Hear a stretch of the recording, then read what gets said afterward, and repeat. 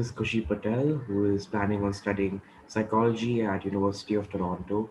And so, Kushi, can you tell us why were you interested in studying psychology? I've been interested in studying psychology from I think the ninth grade.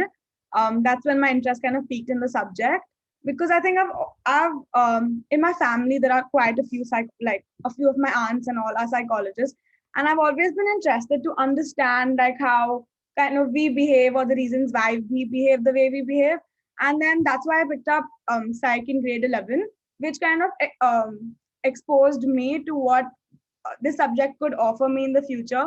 And also, right now, if we go to see, psychology has the most scope in the near future because mental health and kind of because I want to do clinical psychology, that topic kind of is the most like it has the most demand for psychologists and everything. So I kind of that's why I'm studying for psychology.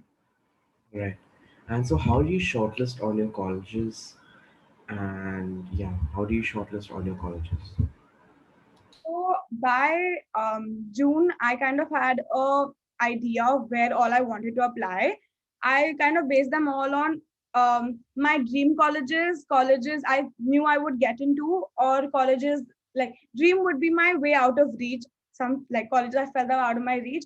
Somewhere I felt I definitely would get into, and somewhere could be a backup option for me. So by June, I had an idea of that, and I kind of based all my colleges on ranking on where I've seen most people go. Like most people go in the sense like I asked a few people around.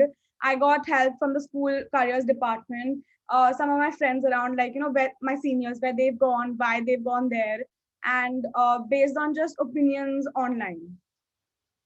Great. And so, Kushi, can you tell us what advice would you have for juniors who are interested in studying studying psychology for their college course?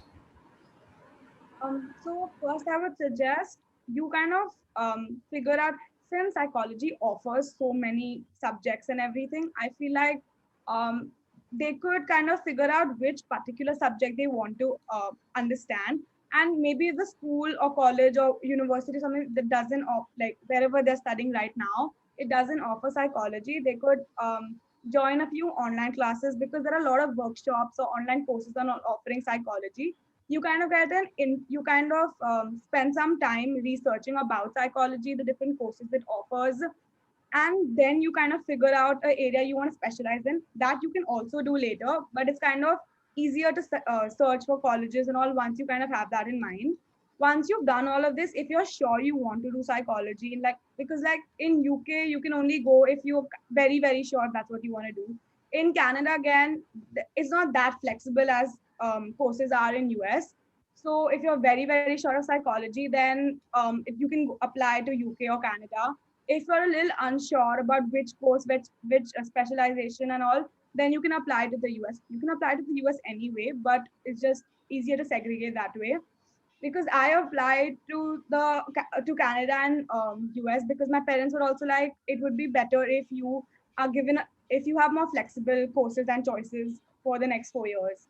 So I would suggest all of that. I would suggest also giving enough time to your research and research about where you want to go and what you want to do because despite like for me for a very long time I was very fixed on UBC, but then later once I got both U of T and UBC, it took me a long time to like weigh the pros and cons, understand which one's better for me, and job opportunities and like what would be best for my career afterwards.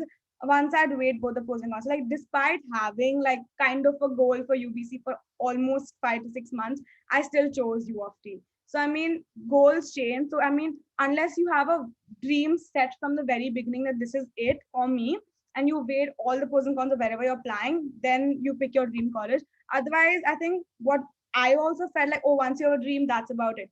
But genuinely, they change, and you'll be very happy with whatever you pick later. And what I've heard from all my seniors is if you're not happy where you are, you can always transfer. So I feel like for juniors, my advice would be just kind of go with the flow, make sure you've done your research enough, and just kind of enjoy the process because it's taxing.